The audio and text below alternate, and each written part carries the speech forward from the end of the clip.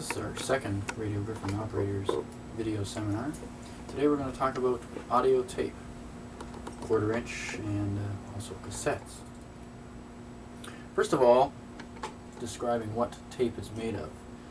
Tape is, well, it's just a thin plastic line, and on one side is adhered, well, essentially rust from old steel mills.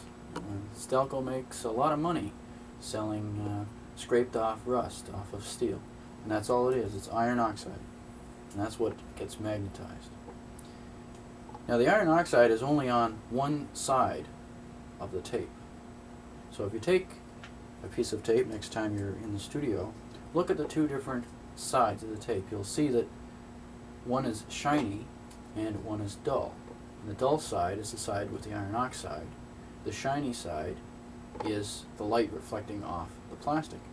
Now that's a pretty important concept because we don't talk about sides when we deal with tape, or at least we try not to, because you can in fact only record on one side, the side that has the iron oxide. Perhaps I should demonstrate. I have here a tape, and this is one of these funny German tapes that sort of contradicts the rule because there are two dull sides in this one. I don't know if you can focus in on that, but there's a series of letters and numbers. Can you get that, Jim? Mm-hmm. Okay. Right there. Now, it's sitting in the tape like this.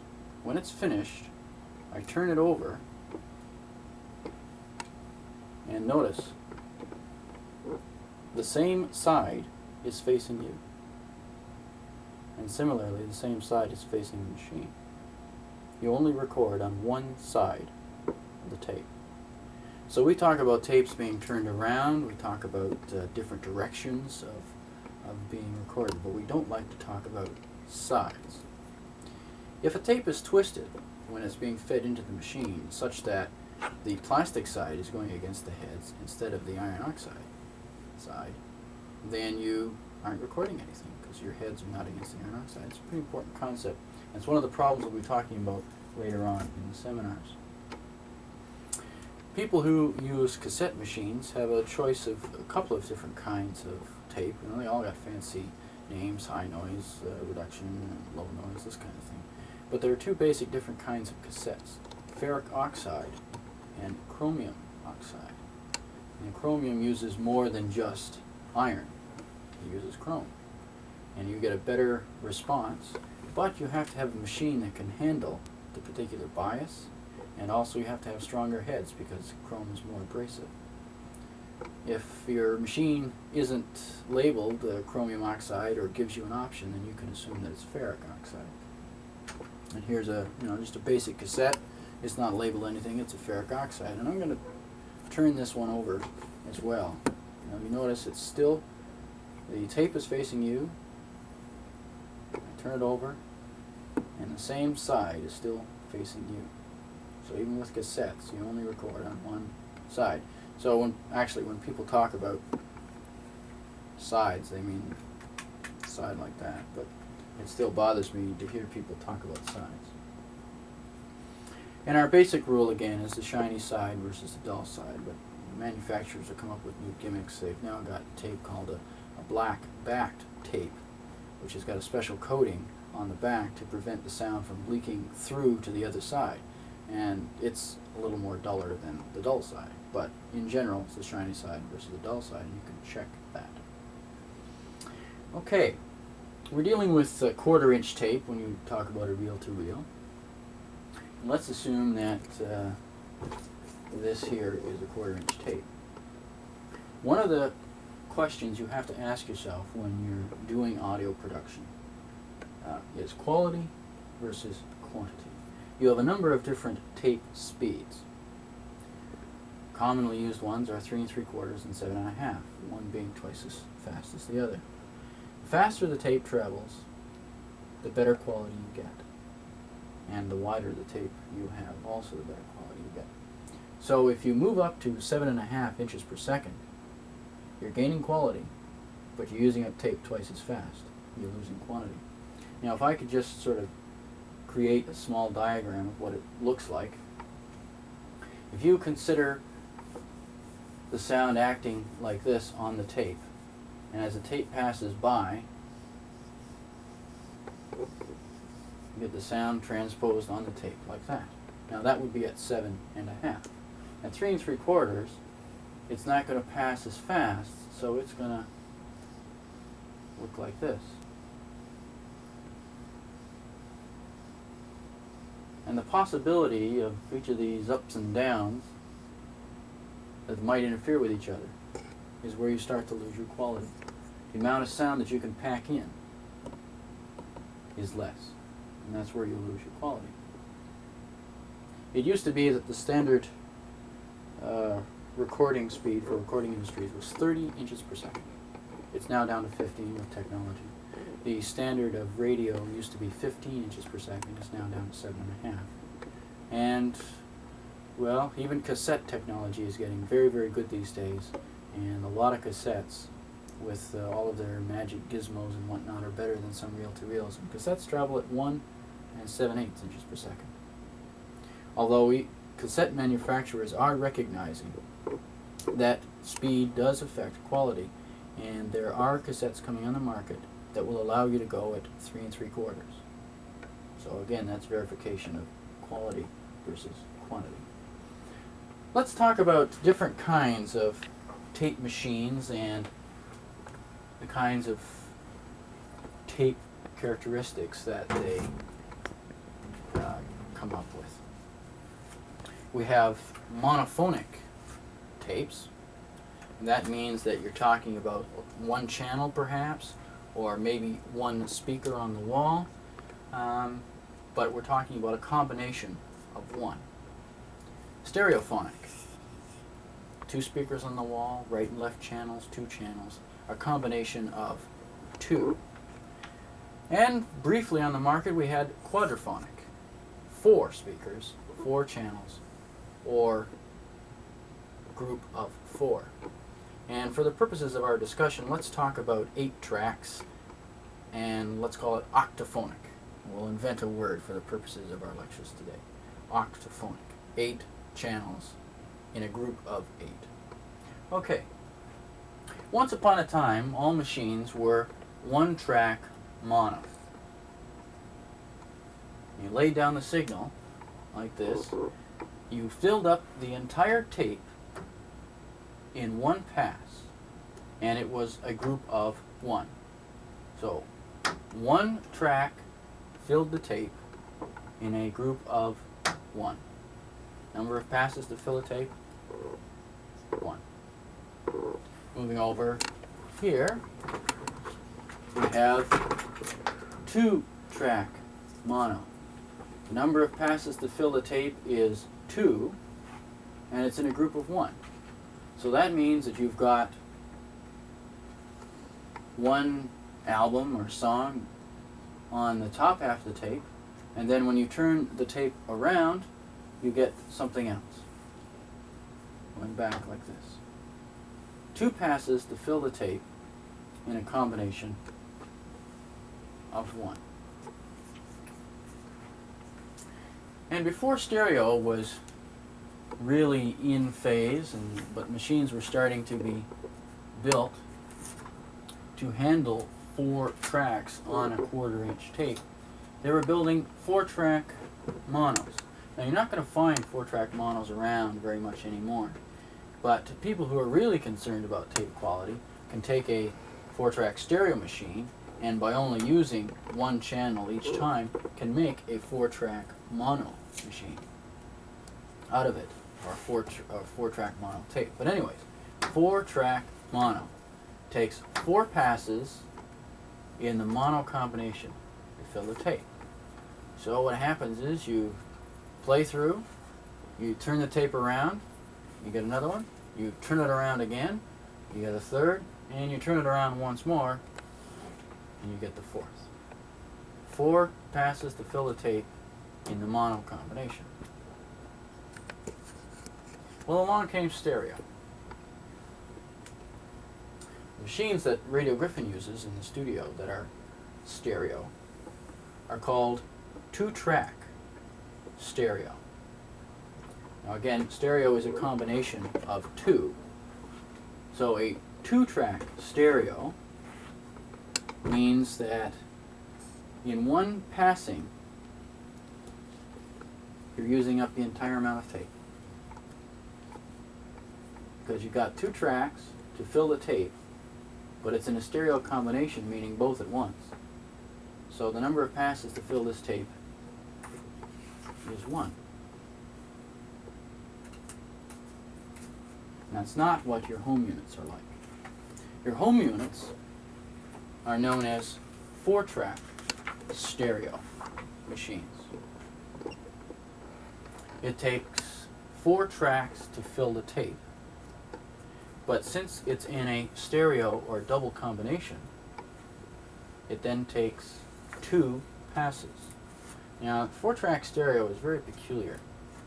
You've actually got number 1 right here. This is your left channel, and your right channel is here.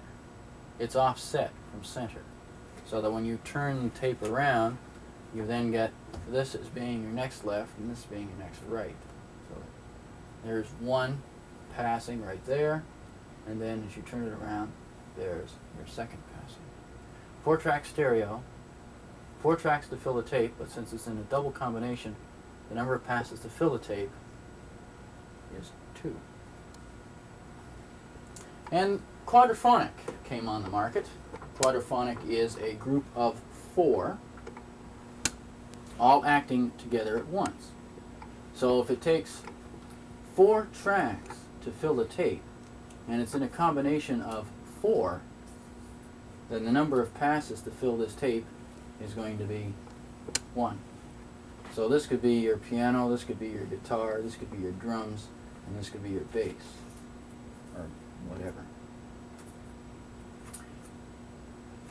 Okay, that's 1/4-inch audio tape.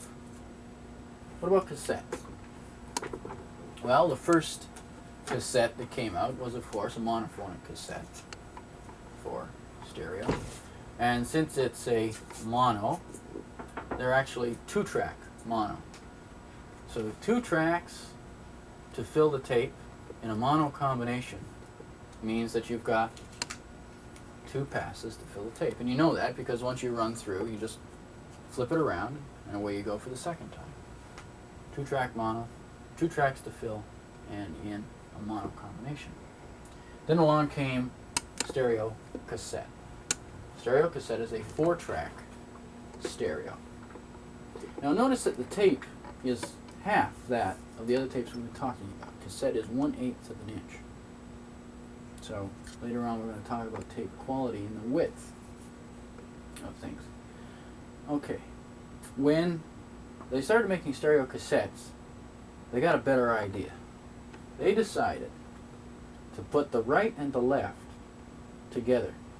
Not like the 4-track stereo reel-to-reel we talked about where it was 1 and 3 and 2 and 4. On the cassette it's 1 and 2. So that means that you can actually take this mono cassette that you just recorded on your friend's stereo, and you can put it in your stereo machine or your mono machine. And you're not going to lose anything because you're going to get both here. But if you try doing that on a 4-track stereo machine, you're going to get a whole mess of things. I'm going to get into that a little bit later. So 1 passing there, and the other passing here. So a 4-track stereo, 4 tracks to fill the tape in a stereo combination means you've got 2 passes to fill the tape. Okay. Now what happens if you Shows a mix couple and of match examples to show what happens when you try and mix and match tapes and machines. First of all, let's talk about the 4-track stereo, the common home unit. The alignment of tape heads is something like that. And you can see it's picking up 1 and 3. And when you turn this tape around, it's finished playing, and you turn it around, the heads stay where they are, and once again they're picking up 1 and 3. Well, they're picking up what was 2 and 4. But it's because it's off center is why it picks it up in that differential fashion. What happens if you take this 4-track tape that you made at home and you bring it into the Radio Griffin studio because there's a song on it that you really want to play. Well, the Radio Griffin studio uses 2-track stereo machines, meaning that it only takes one passage to fill the tape. And they look something like this. A little not quite accurate enough. But you can see that the left channel of the Radio Griffin tape recorder is going to pick up both this one and this one. So you're going to get one song going forwards and one song going backwards. And you won't be able to eliminate it because the head width, or the tape track width, is like this. Similarly, the right channel is going to pick up one right going forward and one right going backwards. A lot of people's first response is, well, tape must be rewound or backwards or something like that, so we'll just rewind it, fast forward it, and turn it around. The same problem happens because the 2-track stereo tape machine uses a track width twice as wide as the 4-track. So you can't play 4-track tapes on your Radio Griffin tape recorder.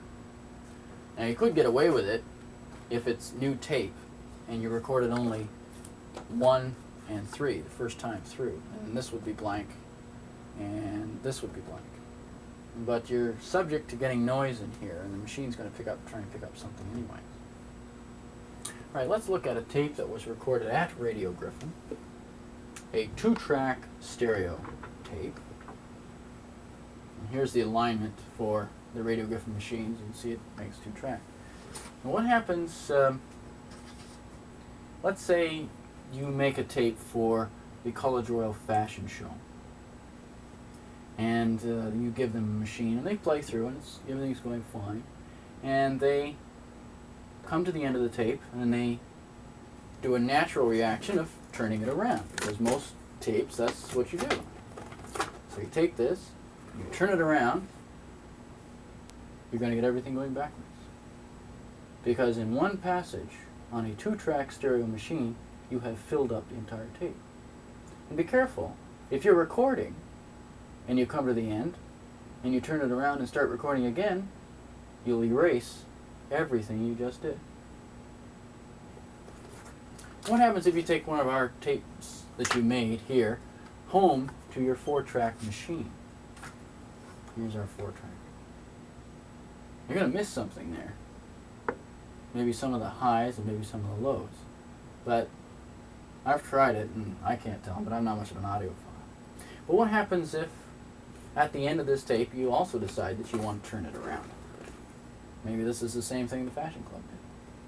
There you go. You're going to get something going backwards.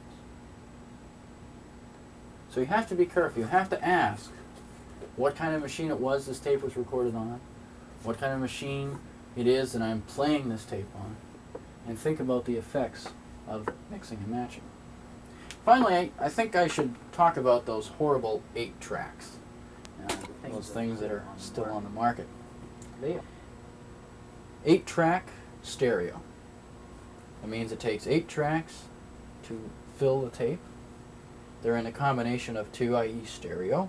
Therefore, there are 4 programs. And if anyone's ever seen an 8-track, you'll know that there are 4 programs. This is how they're lined up. An 8-track is a continuous loop. So when it goes through and finishes that, it comes right around the beginning here, clicks down, second one through, clicks down, third one through, clicks down, and fourth one through. So the number of passes to fill the tape, as everyone should know, is 4. In addition to their rather poor construction, there's another reason why they're called those horrible 8-tracks, and that's tape quality. We talked about speed. Well, cassettes travel at cassettes and 8-tracks travel at 1 7/8. And cassettes and 8-tracks both have the same width of tape track. The 8-track uses a 1/4 inch, and the cassette uses half of that, or an 1/8. Let's just compare a few things here. Let's just move our 4-track stereo up against this one. And let's move our 2-track stereo against this one. Now the wider the tape available to the signal, the better the quality. So you just look there, and you should be able to decide fairly easily why Radio Griffin uses a 2-track stereo machine as opposed to a 4-track stereo or, heaven forbid, an 8-track. The width of the track is a lot wider, and of course on a reel-to-reel we have a greater selection of speeds. We can go 3 3/4 or 7.5. Another advantage that we have with our 2-track stereo reel-to-reels is that the configuration of tracks, as you can see, is similar to a 2-track mono. So we can make tapes with a full fidelity sound, no loss. We can take a stereo record and make it into a mono tape to be played on a mono machine, because our left channel is the same width, same configuration as the only channel available on a 2-track mono. Let me just give you a hint here now for a minute. When you're making up one of these tapes, this top one here, in our diagram anyways, is your left channel.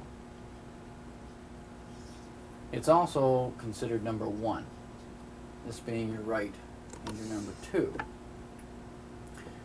Now, when you come to the end of the tape and you are ready to turn it around, the configuration of the machinery hasn't changed. It's the configuration of the tape that has changed. So what was once your left channel has now, in this diagram, become the lower or the right. So if you're making tapes on our 2-track machines for a 2-track mono, you always record on left.